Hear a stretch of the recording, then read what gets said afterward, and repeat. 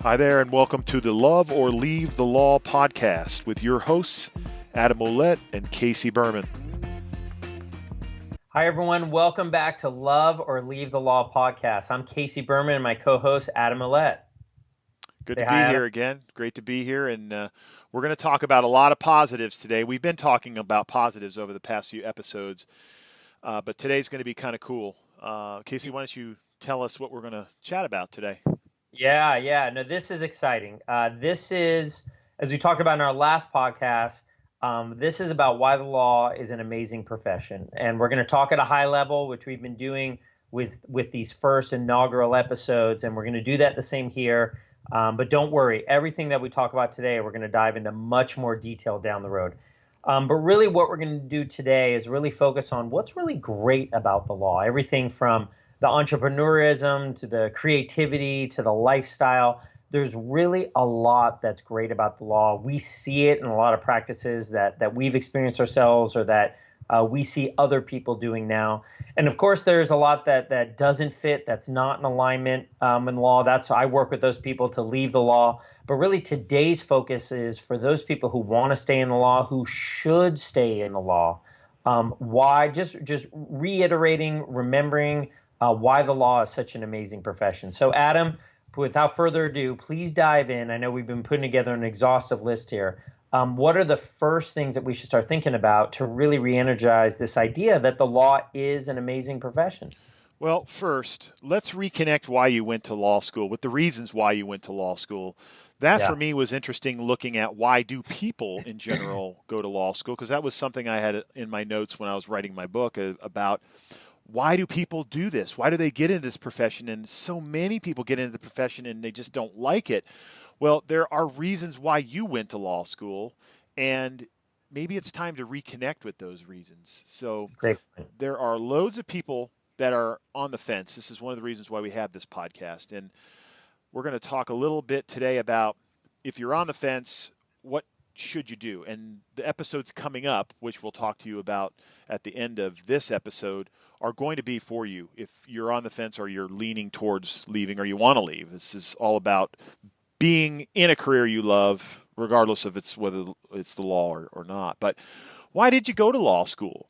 I went to law school because I wanted to do something centered around business, and lawyers are respected and honored and still are. I mean, yes, are we the butt of a lot of jokes over the past 20, 30 years and continuing? How many lawyers does it take to do blah, blah, blah? How many lawyers at the bottom of the ocean? Blah, whatever those are. I have to laugh at them. I mean, everywhere I would go networking, people are telling me lawyer jokes. I mean, Yeah. literally every time I'd go network, I meet someone new, there would be, oh, you got to hear this one. It's like, okay, how many lawyer jokes can you hear? But part and parcel for me, I wanted to be in business. I knew that even before I went to Yeah. law school, I wanted to have a law firm of my own. I had no desire to go to work for a big firm because I'm not the kind of person where I like people telling me what to do. I like to self-start, and I knew when I got out of law school, which is exactly what happened. It was an intentionality, that I wanted to go to work for someone that did a lot of types of law, and I found somebody, and I got exposed to a lot of different niche areas, and then honed in on what I love. But it gave me the ability to have a business where I became a partner with this guy in a year because Yeah. I was focused on bringing in business and marketing and leveraging the people that I knew me that could send me business immediately. Even before I got licensed, I was out speaking with people and talking with people, taking people to lunch. And so I wanted to be in business. And the law gave me a way to have my own business, to set my own hours, to take vacations when I wanted, to make as little or as much money as I wanted based on how I set things up. And it really wasn't all about how much I worked. This is some of the beliefs that my partner had at the time. Is like, oh, you've got to be in the office and you've got to work a certain amount of hours. And when I Yeah. started talking about in 2005, Casey, I started talking to him about working from home, and he's like, you can't do that. You've got to be here. And I'm like, I can do whatever I want. And when I That's did right. it, I did it in a way that was productive, and I got a lot more done because people aren't going knock, knock, knock on my door every 5 minutes, interrupting me. And I told them, I'm going to be available when you need me, but email me. We'll set a time to Yeah. talk. And so, It's funny, Adam, when I think about why I went to law school and why being a lawyer didn't click for me is, I joke around about this, but it's serious. I went to law school because I was a Jewish kid who didn't like blood. So I didn't go to medical school. I didn't really want to go to an MBA. It just didn't appeal to me. So for law school, that's just what you did. And I say it tongue in cheek, but there's a lot of truth to it. And really what it drives home for me, as well as a lot of other people I work with or readers on in the community, is that we do not think that critically about going to law school. Here's this thing that takes 3 years of our life, all this money, all this time, all of this stress, totally changes our viewpoint, and blah, blah, blah, blah. And we probably spend more time researching our iPad purchase, or do we go with the Amazon in-home entertainment or the Google in-home? When we really think about where we spend our time researching, going to law school wasn't it. You just did it. And I thought it was just me, but there are so many people and so who thought the same way. And so I challenge people to say, was going to law school a mistake for you? And that hurts, and it's not meant to be a negative point. It's really, for people who want to leave, it's really meant to relieve you of that weight. Okay, it wasn't for me. Now I get it. Now I can move on. But for people for whom law school wasn't a mistake, when they say, you know what, I'm happy I went to law school. I really enjoyed it. I really enjoyed the intellectual part about it. It really aligned with my mission. That could then be a real good indicator that you should stay in the law. And as you said, Adam, really do some work to find out why it is that you went to law school and try and re-energize that into your current practice. Well, I love the fact that you teach this, because this is so important for people to look at. And the reason behind that is, when you look at whether law school was a mistake, sometimes you may feel that. And you look at, it's like, why did I do this? Why did I go to law school? Why did I get into this profession? I hate it. I don't know how to get out of it. I don't know what to do. But part and parcel, what another topic of what you teach, Casey, is how you can take all these skills from law school, from being a lawyer, and transfer them into any other business. There is very few careers that you can have and educations you can get like the law. And so let's talk about that right now, because I know this is something that a lot of your customers, your clients, talk to you about.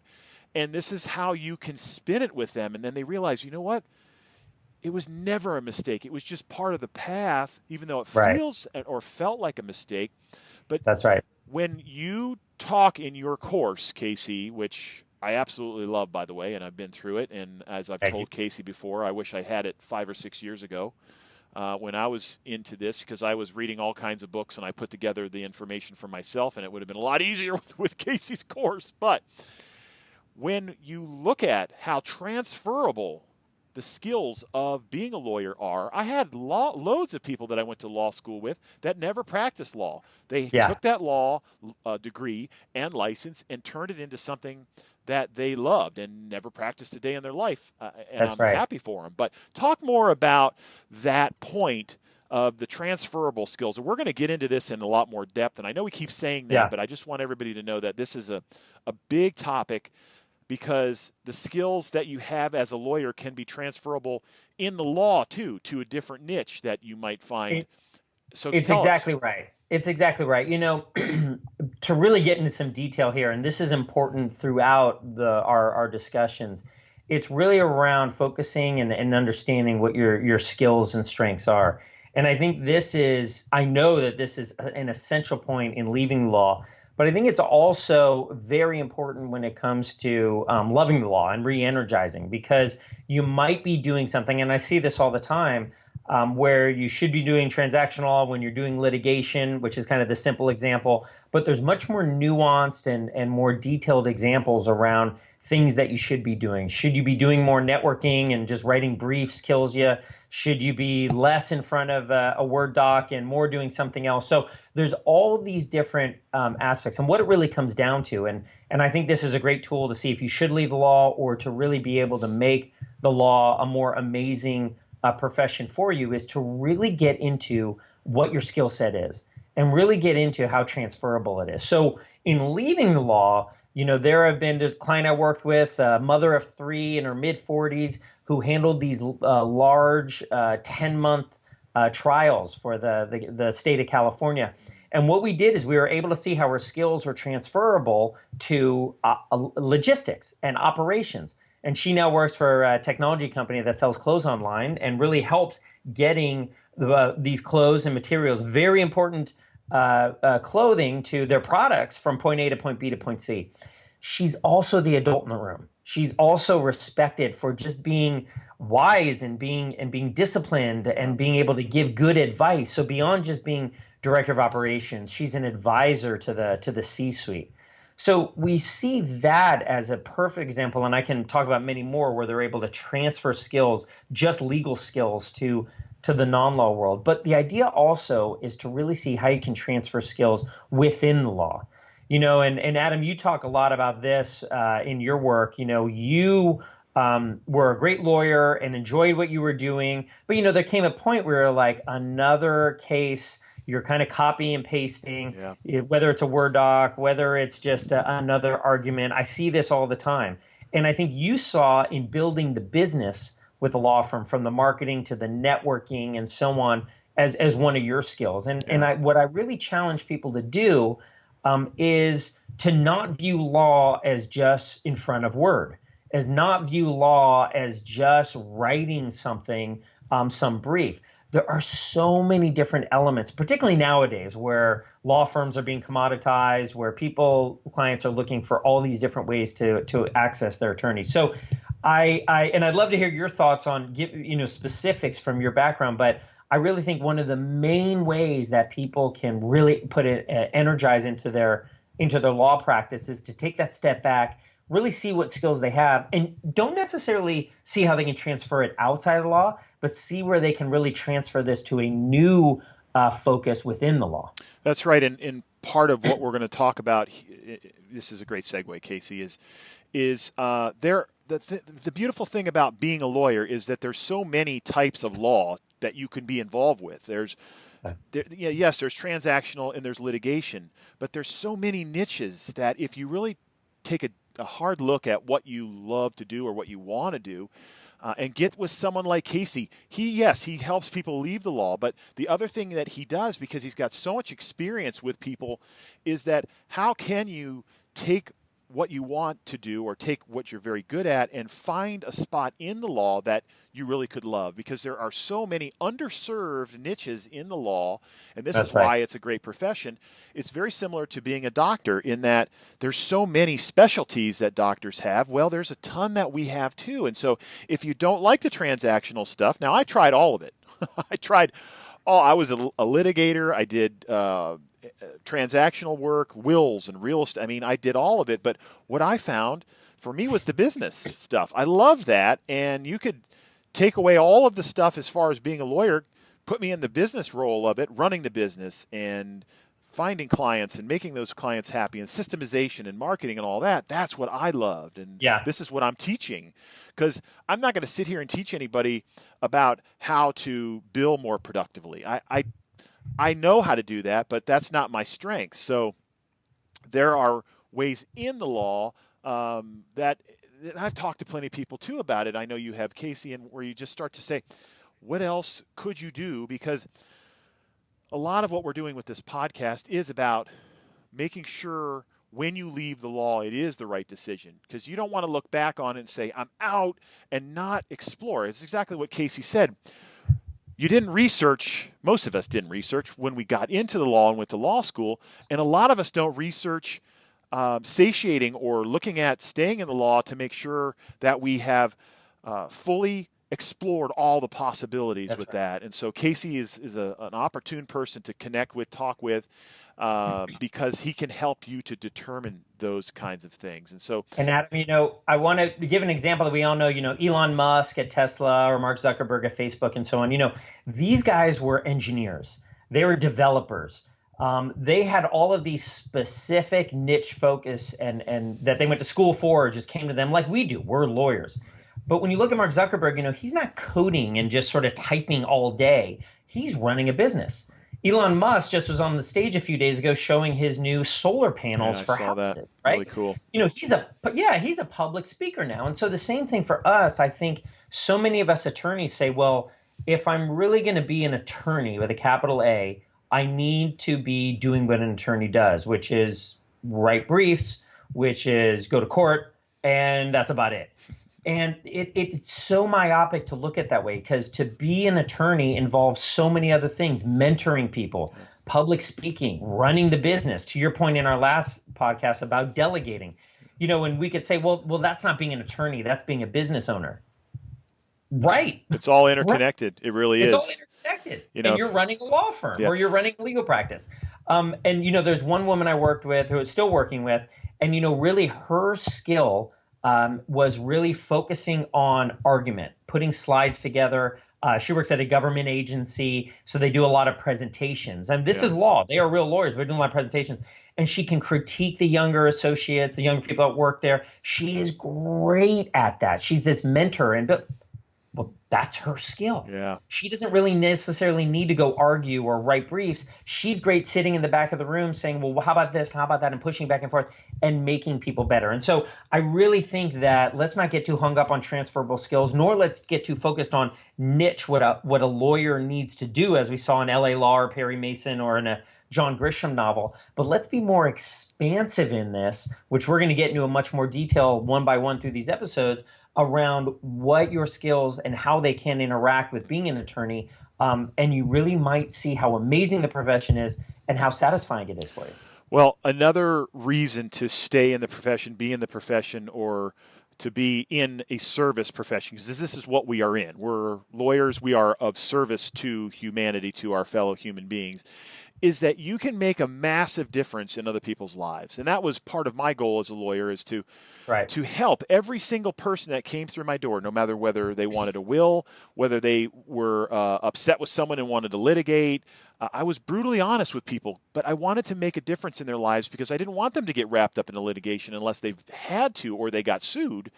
I wanted to make sure that I made a difference for those people that came through my door. And I think that's probably why I was so successful as a lawyer, because I always put those people that came through my door first. It was never about me making money off them. It was always about me helping them with their challenge, with a problem, getting to a real estate closing seamlessly and easily, and having them hug me at the end. I don't know, hundreds and hundreds of people would give me a hug by the time I got done, because I made sure that the process for them was as easy, and the closing itself came together. Now, I couldn't control mortgage people and lenders and all that other stuff, but I did everything I could to help them have a smooth closing, because clearly real estate closings are one of the biggest things that people go through in their lives, and they don't do them often. And even the people that I helped with divorce, I tried to ground them in understanding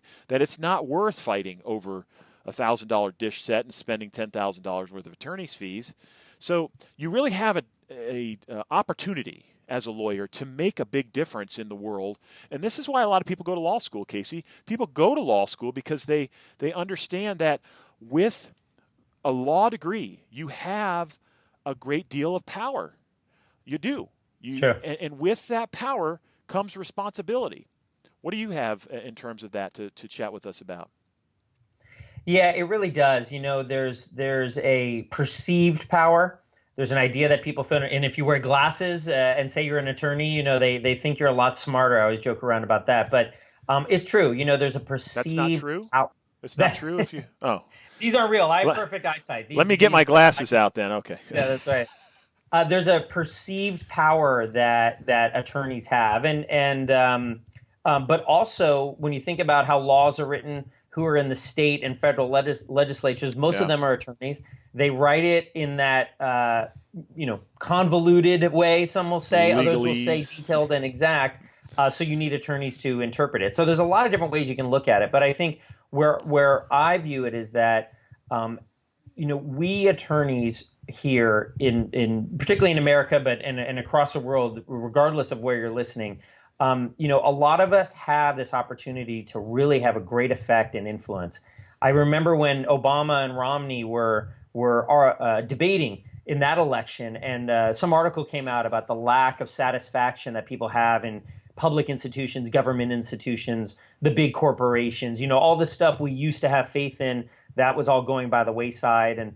That really was a huge moment for me back in 2012. I'm still talking about it because I sat back, I think it was a Sunday morning, a cup of coffee, and I'm thinking to myself, well, who is going to fill this gap? If the IBMs and the General Motors and the government are not, we don't really have faith in, and the loss of, people aren't following institutionalized religion much anymore. Well, then what happens? And it's going to be bottoms up. It's going to be grassroots. And I said, who better to help with this than attorneys? And again, all jokes aside, I know there's tons of jokes, but which attorneys, what other field of people, type of people out there are as smart as we are, work as hard as we are, know how the system works, are as diligent, are as high-minded as we are. I mean, we can do such great stuff. We really, really mean well. So many of us went to law school or continue what we're doing to help. And I think where we want to leave the law or where we get skeptical is when we don't think we're helping. We aren't in alignment with our client. We work for a client that we just don't believe in. We're only doing it for the money. We find ourselves 10 years with partners or people that just don't appreciate us. We're dealing with clients that we don't like, on and on and on. And so when you look at where you are right now in your practice, you might say, well, I hate the law. It's not for me because I'm not happy. But really what it might be is you're just not doing it in a way that is in alignment. And there is so much power that comes to us. There's so much responsibility. And that can be overwhelming, but it also can just be so energizing to think that, in the time that you're on this earth with this profession and this insight, there is so much good that we can do. There's so much value that we can add. And for other people, and also when you add value, you know what happens? You get paid for it. You make money. You can take care of your family. You can live a good life. You can get out of debt. It's just such a win-win exponential type of situation. And I think instead of just saying, oh, I just work for a client and I trudge to work, really seeing that this degree and insight and just sort of the intuition and common sense you have can really help this world. Yeah, I love that. And that's part of the reason why I went to law school. The last thing we'll talk about, and then we're going to talk about the next episode, is the entrepreneurial spirit and how you can really use creativity as a lawyer in many ways in a business setting and be an entrepreneur for yourself, by yourself, or with a small firm. You have the ability to work from anywhere in the world if you wanted. I have traveled pretty extensively and brought my laptop, and with cell phones and working from home, I have been able to work from anywhere in the world. And you have that flexibility to have your own business. That, to me, for a lot of you, especially if you're in a medium or large size firm and you're an associate, then looking to leave and maybe starting your own firm, you have the ability to make a really good living. You just have to know how to find your clients or get in front of those people that are your ideal clients, which is part of the problem the profession has. And we've touched on this briefly. And part of it is we're not really very good business people. Lawyers are not good business people. We are very good at being lawyers and the practice, but we're not good business people. And so, Adam, I've read your book and I've heard you and I have talked so much about both of our backgrounds, and I feel like that your entrepreneurial spirit, your ability to be a good business person was really stoked and nurtured, through your attorney, through being an attorney, through your practice. It sounds kind of counterintuitive because I hear so many people say, well, I became an attorney, I ran a firm, and I'm a horrible businessman, I'm just an attorney. But it was the different for you. I mean, where you are right now as an author, online marketer, online entrepreneur, working with me on things, I think a lot of that is attributed to what you learned as an attorney. And I guess like for people who are in a similar spot starting out, or like you said, an associate in the firm, I'm interested in what they need to keep in mind or what they need to pull from the current practice that can help them become a business person. Yeah, we've talked about it before, and that is when you learned from law school what you needed to then pass the bar, because that's really what law school teaches us, is how to pass the bar. There's not a lot of real life in there, and there is a lot of stuff happening today which I want to help to be the impetus for, to integrate real life into the world of being a lawyer. But it's the same thing as learning how to practice. You've got to learn the business stuff too. I liked learning it, but if you want to be a lawyer and you want to be on your own and you want to have your own firm, that's stuff you're going to have to learn. And so this is why we have this podcast as well, because Casey, you're a businessman, I'm a businessman, and we're going to share with people how the tips, the best techniques, the newest stuff that we're getting. You know, he and I are going to some conferences here coming up in 2017, and I have a tremendous amount of stuff that I have been through. I call it my PhD in marketing because I have done all this stuff, and I want to share these things with you. But you, if you want to be in business and be entrepreneurial, then you're going to have to learn more about it. The good, the bad, the ugly, and the same thing you did when you were in law school. So those are some of the reasons why being a lawyer is amazing. Being in this, it is an amazing profession, and I would love to see us more respected and honored again, and this is part of my mission as well. But it is a great profession, and so if you decide to leave, make sure it's not done with exactly what Casey said and with not doing enough research and figuring it out.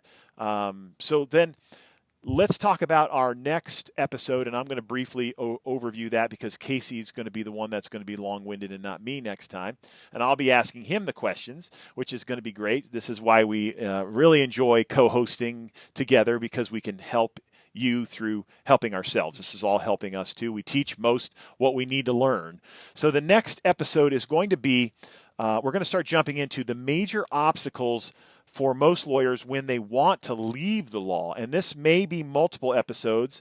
We're going to see how it goes, but Casey has the outline ready, and we're going to record that episode soon. But no matter whether you want to stay in the law or leave the law or whatever you're doing, this content that he's going to teach next week is really life content. It's about making decisions and moving forward and not being stuck or staying stuck and being in a place where you're miserable. This is about life. This isn't just about leaving the law. So join us. Make sure you're there with us next week on the next episode. It'll be episode number 6.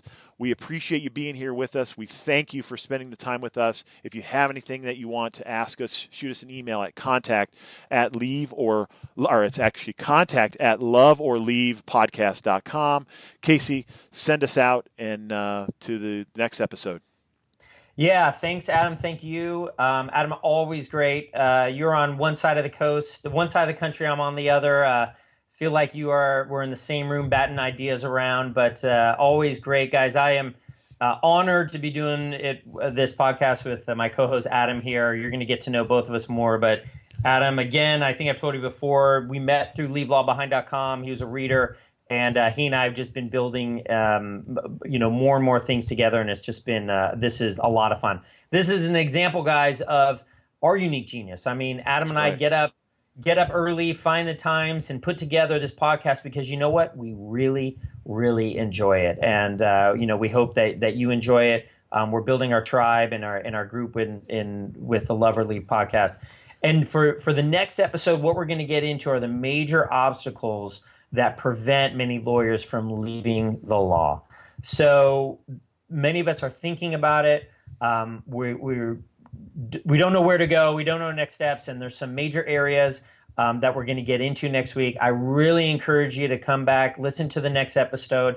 Not only are we going to identify what these obstacles are, so you just like a memo, you've got it all laid out and you can kind of see an IRAC, an issue spot, exactly what the obstacles are, but we're going to delve down and unpack them, dimensionalize them, really make them real for you. And then we're going to talk about ways that you can get over these obstacles and begin to leave the law. So this is kind of my life purpose through leavelawbehind.com. It's something that I feel extremely passionate about. It's something I'm focused my energies on. And I really hope you turn out to next episode because this is going to be some extremely vital information. And I think there could be some eye-opening points here that you can go take back, ruminate on. And of course, we always want to hear from you. So email us, be a part, want to get your feedback on it and see where we can help. So very excited next week to really start diving into the first episode where we're talking about how to start exploring how to leave. That's it. All right, guys. Thanks so much, and we'll see you next week. Thank you. Bye.